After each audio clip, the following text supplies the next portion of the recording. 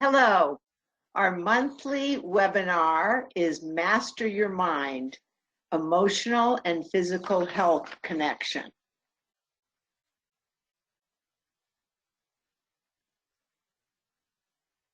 So we're going to look at the objectives for today. Thanks for joining us. I'm Karen Merrill, and we have a lot of beneficial information to cover, but we're going to try to leave some time for question and answers at the end. And also know that this webinar will be sent out to attendees probably sometime later today. It's our hope that you'll walk away from today's session with techniques that help you feel your best, both mentally and physically.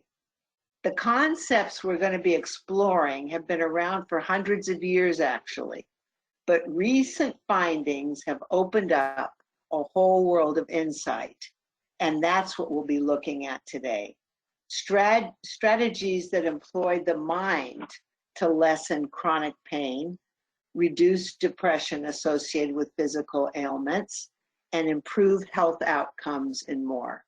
We'll also close with a slide with some additional helpful resources. So the mind-body connection, when we look at that, we all experience the mind-body connection throughout the day, usually without even thinking about it. Consider these examples. You get upset about news that you've heard that's disappointing, and you start feeling sick to your stomach. You're nervous about a big meeting, and you begin to sweat, and your heart races. You smell a certain food and can't stop thinking about it. These are all the associations between mind and body. There's also evidence that a stressful environment can negatively impact our immune system. Examples of the mind-body connection are endless. It has been proven that our thoughts, feelings, beliefs, and attitudes can either positively or negatively affect our physical well-being, and vice versa. Each mental state is actually associated with a positive or negative effect in the physical body. Since mental states can be conscious or unconscious, we often have reactions to situations without being aware of why we were acting. It's not uncommon for our body to tell us something's wrong, such as through a stomachache or a headache, before our mind catches up and realizes we are upset. So these are actually cues that our body give us that alert us that something's amiss with us. So next we're going to look at how physical state impacts our mental state. It works the other way as well. What we do with our body, what we eat, how much we exercise can impact our mental state. Again, either positively or negatively. You may have heard about the new discoveries between what we call the gut-brain connection, the connection between the trillions of bacteria living in our digestive tract, how it connects to our immune system and the emotional and cognitive centers of our brain. Our physical health and the strength of our immune system, and even possibly character traits of your personality, are determined by what you eat and this complex communication between gut and brain. You used to hear more about you are what you eat. It used to be kind of a catchphrase, but now we know we really are. So in a nutshell, plant foods such as fruits, vegetables, whole grains, legumes, nuts, and seeds make good bacteria, which brings good health. And animal products make bad bacteria, which jeopardize your health. You know, sometimes you may notice if you have a meal that has a lot of meat in it, that you can feel kind of lethargic or whatever afterwards. And that really is having to do how hard it is for our systems to break that down. So animal products also increase the inflammation in our body. Studies with mice, they're always using mice for studies, have shown that bad bacteria can negatively impact mood and on a larger scale bring on anxiety and depression. Studies have also shown that women who take probiotics are more likely to react calmly to disturbing photographs. This information might affect how we treat mental illness. To look at some other examples of the mind-body connection, we know that sitting in a slumped posture can make us feel more tired and less confident, but standing up straight with our head held high produces the opposite effect. It's really amazing how seemingly small physical adjustments can impact our mood. And it sometimes can be as minor as the way we sit. It makes sense that people who live with chronic pain or illness will certainly be impacted on an emotional level. So let's look at mental health and health outcomes. People with chronic physical conditions are indeed at greater risk of developing more poor mental health, most commonly depression and anxiety. A third of people with serious medical conditions also have depression. And in addition to a slew of other risk factors, this can negatively affect recovery outcomes. For example, 9 out of 10 studies have found that death rates are significantly higher for people who have heart disease and are also depressed. Patients who've had a stroke or brain-related incident has also been found to have an increased risk of dying and to make significantly less recovery on measures of activities of daily living. And a person's risk of heart attack becomes 4 or 5 times greater after an episode of major depression. Depression's also linked, as we know, to substantial increases in disability and even in some cases suicide. So we can't ever underestimate the connection that our mental health has on our health outcomes and vice versa. So let's look at this a little further.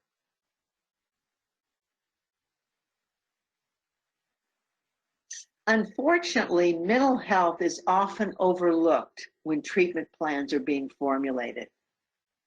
Doctors may be focused so much on the medical aspects and not give as much consideration to the emotional health of patients.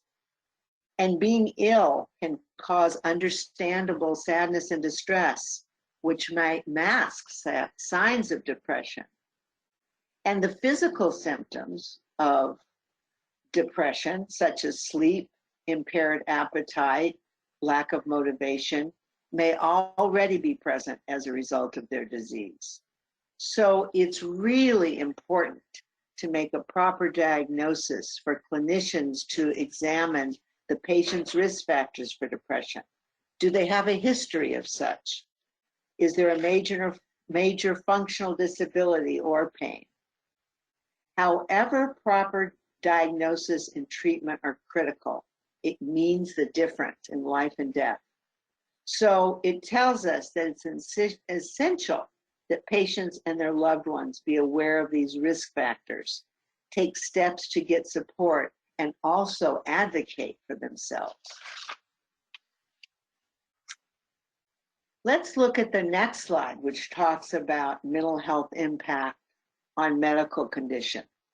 So just as people with physical issues run a greater risk of experiencing mental health, people with serious mental health conditions are at a higher risk of experiencing chronic physical illness. Developing a medical condition can actually worsen the mental health symptoms. And unfortunately, it's harder again for healthcare professionals to diagnose medical conditions in these patients because they may fail to give their symptoms priority, or they may have a limited way of communicating their symptoms. This is just another reason why it's important that for us to know all the facts and be our own advocates and advocate for our loved ones. In addition to chronic illness, it's important to address the risk factors associated with chronic pain. There are about 100 million people in the US living with chronic pain. All of them, 100%, are at greater risk of developing mood or anxiety disorders. And depressed patients have 3 times the risk of developing chronic pain as people who aren't depressed. So we're getting more and more information about just how strong this linkage is. Depression and hopelessness determine a patient's ability to cope with pain. It's only natural that just as negative feelings can increase our sensitivity to pain, pain itself can fuel negative emotions, such as sadness, anger, frustration, and they all increase our sensitivity to pain. If you've ever been told that if you have a lot of pain and you complain about it and you hear somebody say it's all in your head, it's a very infuriating thing to hear. But the fact of the matter is, it's true in the sense that pain is processed in the brain right next to the parts that control our emotions. So that's how that becomes a statement that you hear. Our body's pain signals work in such interesting ways.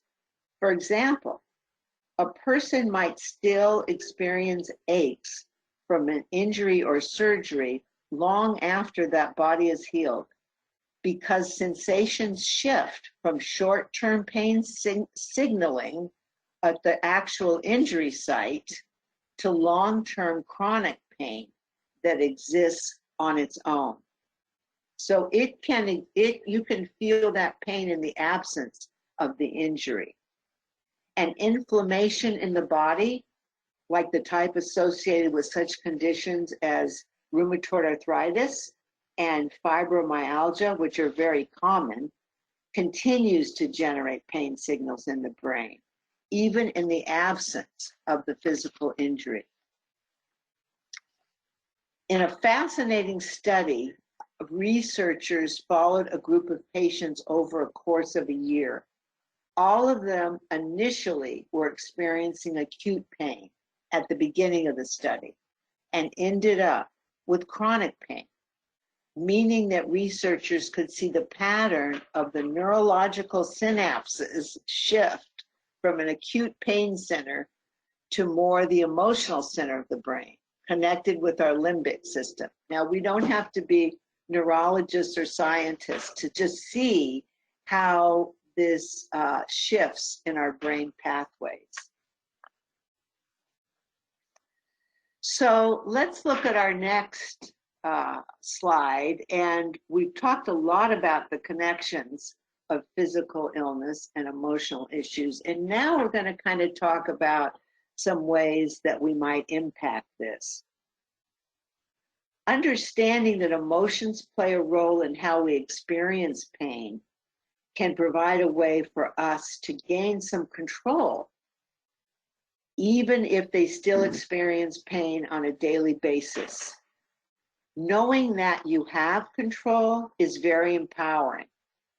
As one woman living with chronic pain phrased it, there's some days that it's absolutely impossible for me to have a so-called normal day, just because the pain's so bad. But on a day-to-day basis, I think that whether you're sick or not, Your attitude always determines the kind of day you're going to have. I think we could say that's true for all of us, whether we're sick or not. And it's been shown, you may have heard, that practicing an attitude of gratitude and keeping a gratitude journal can be extremely helpful in reducing symptoms and increasing positive feelings about life in general, as well as into the future. Keeping a journal can be as simple as listing 3 things for which you're grateful each morning and in the evening. It's about taking some time each day to reflect on all we do have. It's easy to focus on the negative or on what we wish we had, especially when we're dealing with chronic pain or illness or depression. But with practice, expressing and experiencing a feeling of gratitude can become second nature. And in starting this, remember, it's okay to start with basic things that you're grateful for, like a bed to sleep in, food to eat, the ability to write. It's interesting, one woman suffering from chronic illness that left her in debilitating pain would force herself to get out of bed each morning, go to her window, and just identify one beautiful thing to look at. It could be a tree, a bird, a flower, and this simple practice has helped her start her day with a mindset of gratitude for what she has and what she's still able to do. So our next slide is going to look at a case study, a woman named Diane, who lived with a chronic illness for many years. She recently started practicing gratitude and has seen a dramatic improvement in the quality of her life.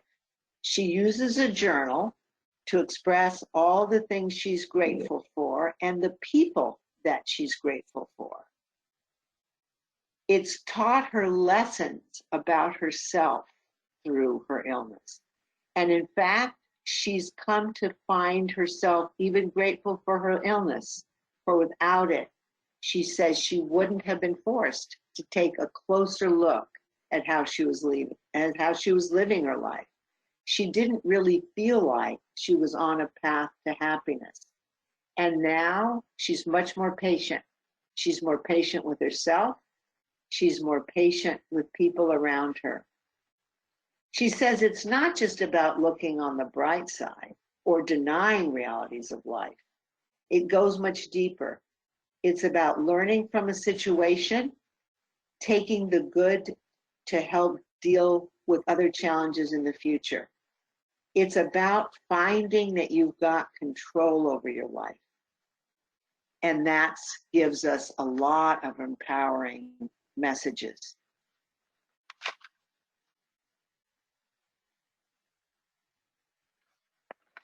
So now we're going to look at some actual strategies around pain management. In addition to managing mindset, addressing underlying emotions, and working with a healthcare team on pain management, there are many steps people can take to lessen chronic pain. We've talked a little bit about incorporating more whole natural plant foods in your diet, fruits, vegetables, whole grains. These are foods that help lower inflammation, the root of disease and pain, as well as heal the body. Practicing a variety of relaxation techniques. Stress intensifies chronic pain, so anything we can do to reduce that will be helpful.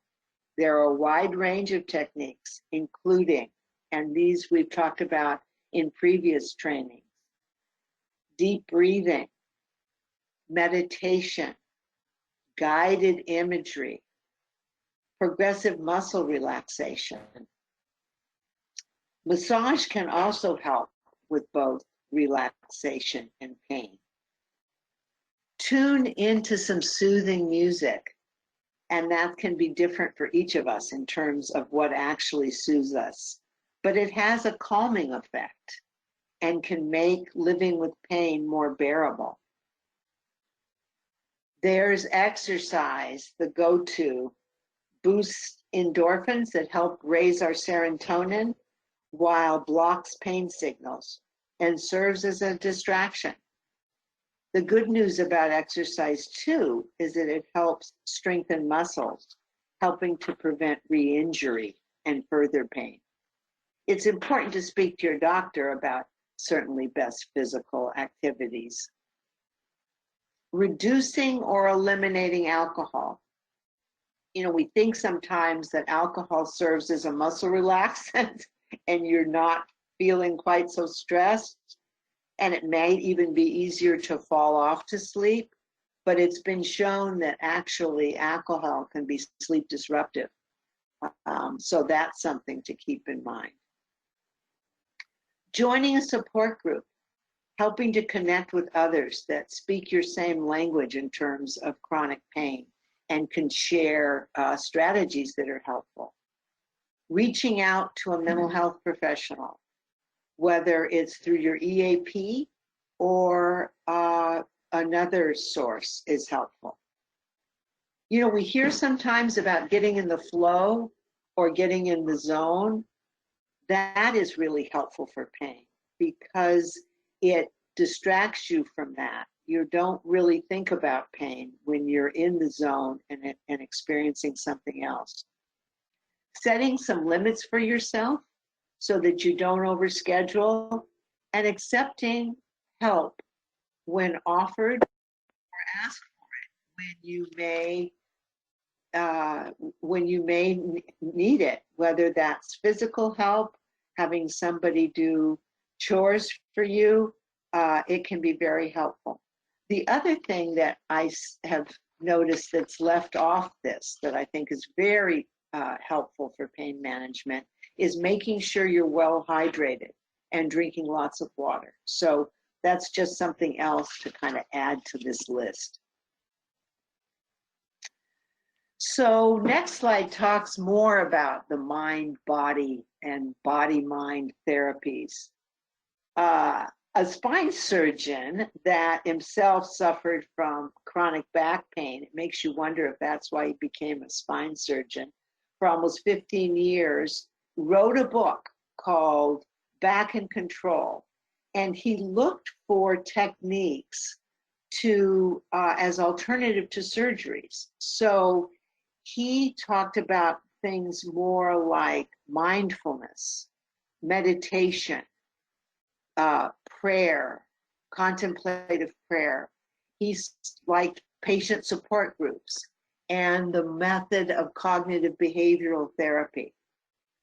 Creative arts therapies have shown to be helpful in reducing pain. So anything that kind of gets you into that, you know, right brain activity, art, music, or dance.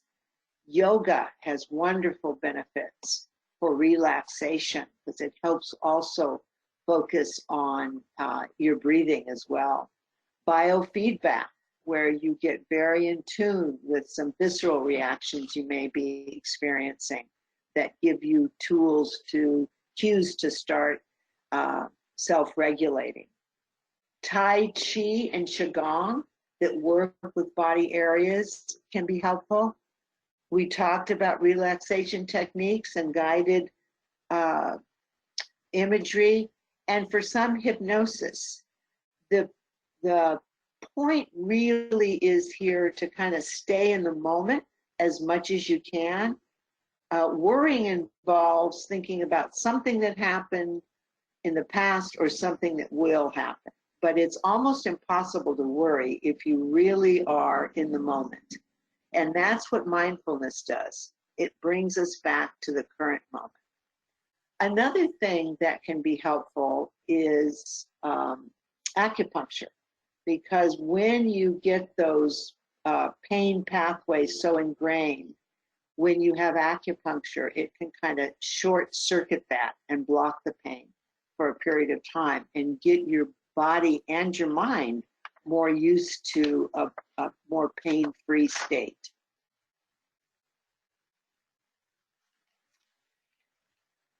So most of these therapies that we've talked about just now help us to tune in and become more aware of our middle state. And with that awareness comes the power to make positive change. That. So just as it's true with pain, research suggests that what and how we think about our illness will impact the way we manage it. Isn't that really true about how we think about most stressors in our life? How we think of it will impact how we manage it.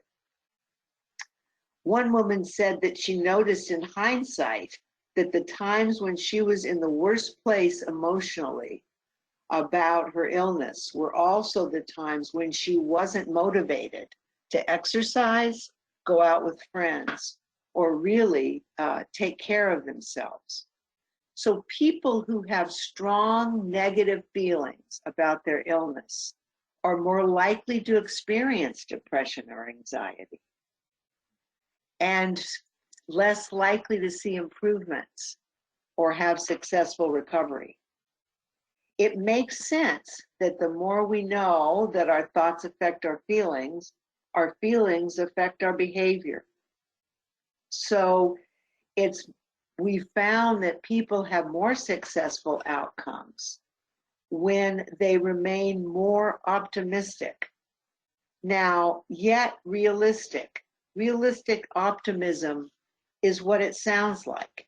It's not about acting falsely happy or denying the reality or negative information about illness, but rather it's a decision to focus on what's possible and what's in our power today. As you see on the slide, that kind of picture of our brain, we're learning more and more about our personal capacity to rewire our brain by activities we do and the kind of thinking that we do. So we know that research shows that people who practice a view of realistic optimism feel like they have more control of their illness and are more likely to adopt positive coping strategies, stick to their treatment, and experience better outcomes. We've learned that 55% have a lower risk of death from all causes than those who didn't have that optimistic attitude. So it's just more information about that. And as important as it is to focus on the positive and what we do have, there'll inevitably be moments when sadness or other negative emotions overwhelm us. That's normal, and it's crucial to have outlets to express those feelings, just as supportive family, friends, or a therapist. Keep in mind, though, that oftentimes people want to cheerlead us and reassure us, and that can be frustrating when we're just feeling down in the dumps or in a lot of pain. Sometimes we need to let our loved ones know that there'll be times when the best thing they can do is just hold our sadness or fear and be there. Remember that while that might take some adjustment, most people in our lives are glad to know how they can be helpful to us. So it is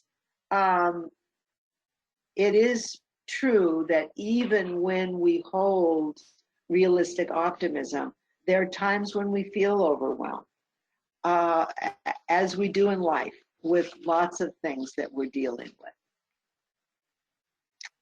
So let's look at next in terms of supporting loved ones. Remember that as much as you want to help, not all assistance will be welcome or helpful to your loved one. So some rules of thumb to keep in mind. Number one, don't give unsolicited advice. Regardless of whether you've tried something yourself or researched it online, it's important to be respectful of where your loved one is in the process of the work they're doing with their healthcare team. Getting unsolicited advice can feel overwhelming, frustrating, and sometimes confusing. It's different if your loved one asks you for help with your experience or help with research, or is just interested in learning something new. That's fine. Just make sure you've got their permission first. Be flexible. Understand that side effects from medication, varying pain levels, and a variable nature of illnesses mean that while your loved one might feel fine one day and able to do certain activities, that might not be true the next day or even later the same day. Pain and needs can change from day to day, hour to hour. So try to be flexible and understand that your loved one may have no way of knowing until the last minute what they'll feel up to doing.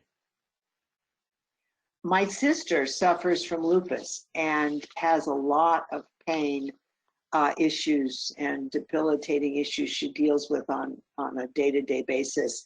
And it's absolutely true of her that there are times when she feels like going out to lunch or doing things, and there are times when I might get a call at the very last minute indicating that it's just not possible.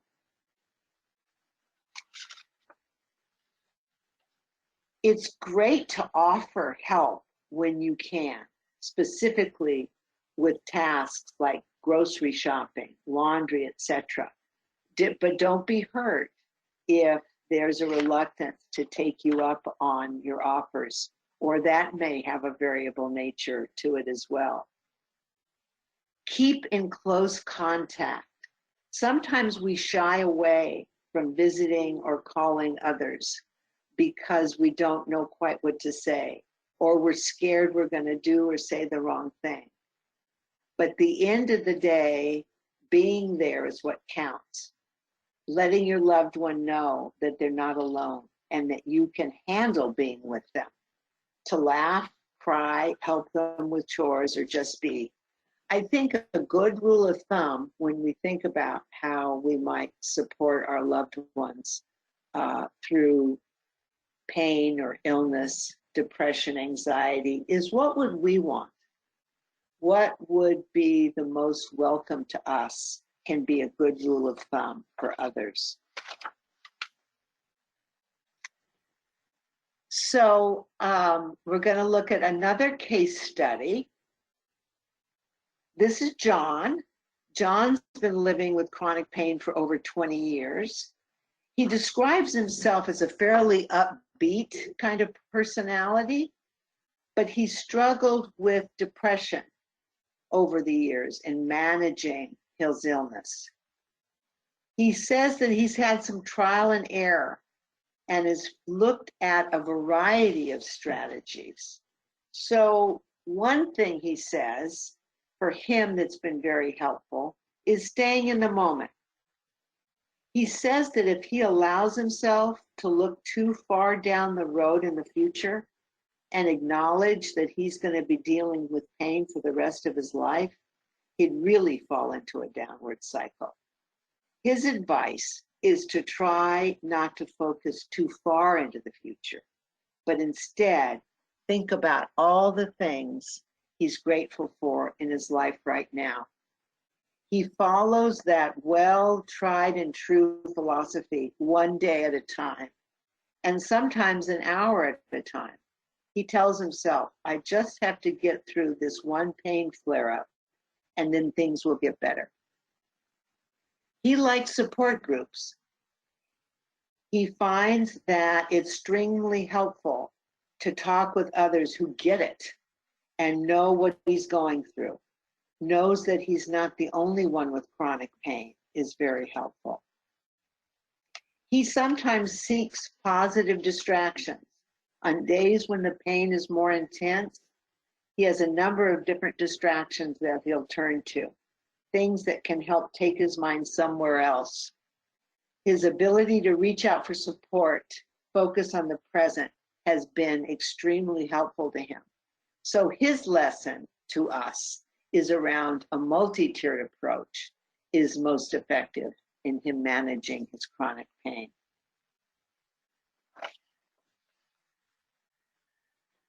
So we'll look further in starting to tie this all together.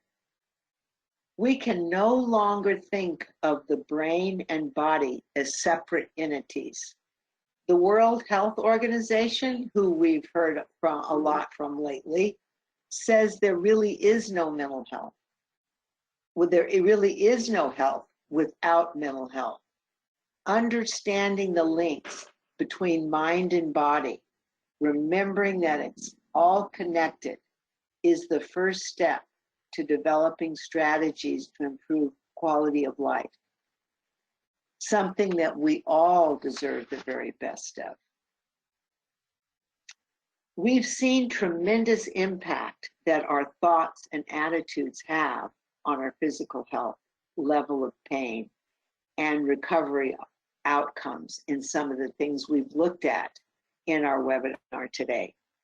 We've learned about the benefits of mindfulness techniques and other mind-body therapies, as well as the power of practicing gratitude and working toward an attitude of realistic optimism. Essentially, these things all center around the idea of focusing on what is within our power to change. We feel our best when we focus on the things in our control. And there is perhaps even more important for people living with chronic pain and illness. In our webinars, we talk a lot about focusing on what's within our control. And so if we imagine then for folks who are dealing with chronic situations, it's all that more important.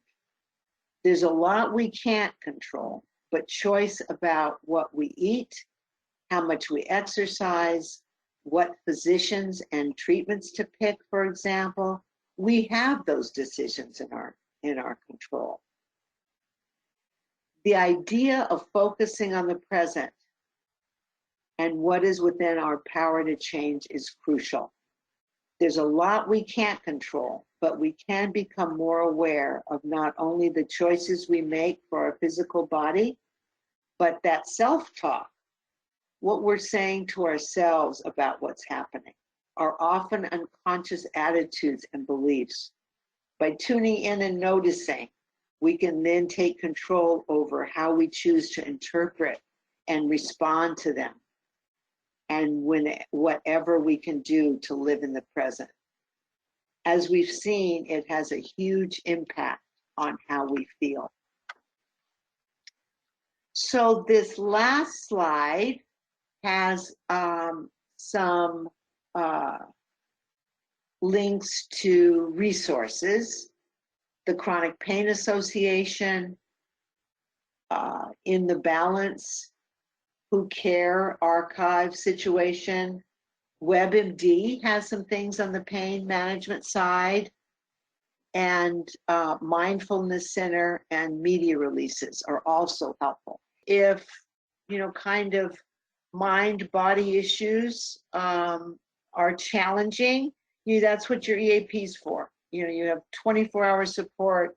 You can talk to a counselor, and lots of good information on the website. So know that it's a handy resource that's available to you. Thank you so much for your time today, attention, and I hope you have a good rest of your day.